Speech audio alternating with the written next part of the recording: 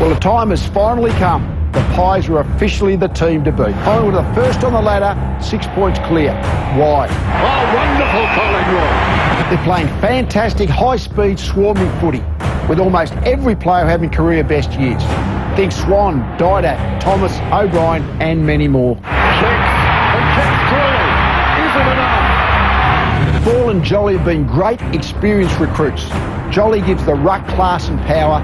Ball with Pendlebury leads the in-close getting and tackling. Here's Ball, open goal square. He's a goal kicker. Luke Ball has kicked three. Swan and Didak are both top-class link man and creators, constantly on the move through the stoppages. To Didak for 3 in 3 minutes. There's an absolute frenzy.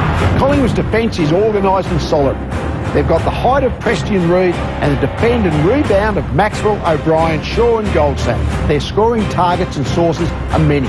They've got 13 players who've kicked 10-plus goals. What a goal! Unbelievable! It's a package that no other team can currently match. Tonight they face their old enemy, the Bombers, a team that's very capable of causing an upset. What a win this has been for the Bombers. One of the big upsets of the year so far. Opposition teams beware. Collingwood is the real deal and a premiership in 2010 is a distinct possibility. He's actually, we've spoken about a couple of times that he's almost the ideal defensive forward. He's gone to Maxwell, that's Carlisle. It actually has freed up Harry O'Brien, so he's another player that Essendon don't want free, but a good structural start from the Bombers. Here's Neagle. He's never played against the Magpies. He kicks and kicks accurately, so if you like, his first kick against Collingwood is a goal in his 19th game. Well, that's the kind of start you want, don't you, to get the first opportunity, and importantly Nagel went back and sort of nailed that longish goal, but they won the clearance. They just, if they don't win the clearances convincingly tonight, you just think Collingwood, once they get the ball into their forward line, you can't get it out. So if it's up the other end, they can't hem you in. Angus Monfils really is the perfect defensive forward because he attracts the ball, so Nick Maxwell's going to have a hands full there. The flip side of the coin is Essendon can't afford to then let Harry O'Brien be the free Collingwood defender because he's more than capable of playing the same sort of role. He hasn't been as accurate this year, Neagle. 10 goals, 8 now. He kicked 19-4 last season. That's So at the other end. see Michael Hurley there. Brown pushed into him for about the first 30 seconds of the game. So, speaking of Brown, almost, and then Hocking, Melsham run down, and then Zaharakis. A good start here, very early, I know, but inside 50 again. Carlisle has been involved a couple of times. Can't quite get rid of it, and then Blair down low. Cremery right in there, so the new guys, the debutants. The 7 debutants have played this year, the Bombers. Collingwood only the one, and he's out there tonight in Blair. Good confident start by the two young boys, Cremery and Carlisle. Cremery got the first kick of the game out of the centre clear, and Carlisle's been involved in some of the early forward forays. So boundary throw in. Clears both the ruckman, falls behind. Melksham's hand pass straight up in the air. Socket forward by Tuvey. Willingham drives it around the outer side. Lee Brown got a hand to it. The Banks favours Hocking, though, and he comes away nicely. Melksham once more sold a teammate into trouble.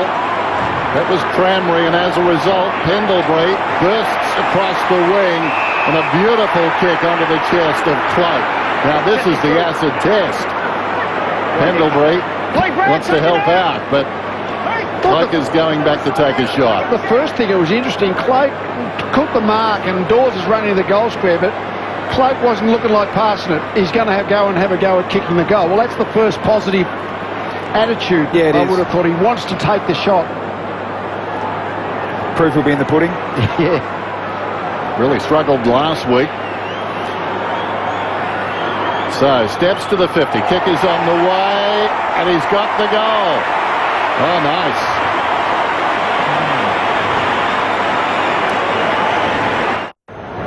Don't push him in, Henry. Just having a really good look at his Travis Cloak's kicking action. Has probably been under more scrutiny than any others. I think the really important thing about slotting the first goal... Cranmery, who's caught the eye so far, he's been pretty good. Number 45, the other first gamer. Jake Carlisle, number 22. Some strength in there. Bit older body. Brown took clean possession, kicks it up towards the wing. Closing on the football is Hocking, does well. Straightens up on the left, kicks inside the forward 50. Hill! And this is where he's dangerous. This is a huge result for Essendon and David Hill in particular. About 5 minutes ago, Darren Jolly was actually positioning himself as the Collingwood full forward, and David Hill was motioning towards the bench, clearly uncomfortable at playing full back. And from an Essendon point of view, you don't want him there. He has the damage and has the opportunity to kick goals for the Bombers. And of course, Essendon missing a bit of height back there with Dustin Fletcher out of the side. So Hill comes in and kicks truly. Bombers lead by 6. They lead by that score. Really great start. The energy is certainly there from the Essendon point of view. Actually, at the moment, they've had 4 inside 50 tackles, which is this one wasn't set up that way, but the indicators are there. The contested possessions are high and the tackles also. So, Tim, a lot of energy, as Lee said, from the Bombers right now. Yes, and maybe not the same energy from Collingwood too. The first time Essendon had the ball in their own back line, they're actually able to shift it very easily from that part of the ground. So maybe that says something about Collingwood's energy and intensity in the early part. So Cloak, it's a lovely kick actually, and Medhurst should have marked it. He does need a big night tonight, Medhurst. Reema's involved there, and then Medhurst. Well done by Beams. What a wonderful season he's having, Beams, like a lot of his teammates. And now Pendlebury looks up, gets it inside the 50, a contest, and then Brown wanted to give the first one off, then back to Beams, and that one's sloppy. And Pendlebury too tall for him.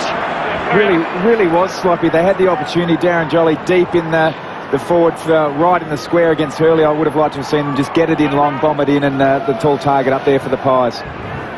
So 4 ruckmen that kick goals on the ground tonight, aren't they? Ryder, Brown, Jolly, and we've already seen Hill, who you reckon would have really set himself. Crameri, who doesn't look like a first-year player, a first-game player, to Stanton.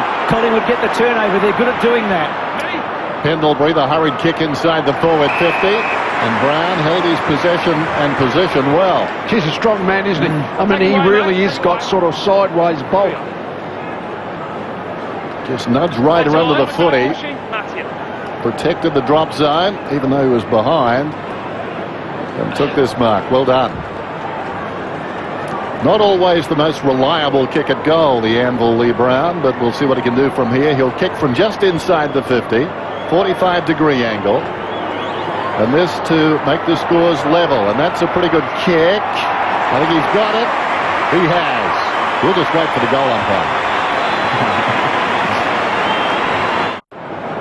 This is a really important bit of vision that Mick Maltos will probably highlight. Just the tackle and chase from Dale Thomas. That's what good. Looks uptight, doesn't he, Matthew Knights? 5-goal deficit after they started really well. They kicked 2 of the first 3 goals, the Bombers. Ryder, good tap. And then Lonergan building it forward. But the coach strides out quickly. Wants to get amongst the group as fast as he can. Tim told us about the little jiggle-jaggle with Monfries and O'Brien and Maxwell. So quarter time, Collingwood, as they did on Anzac Day, take a big lead. It's 50-18 on Friday Night Footy.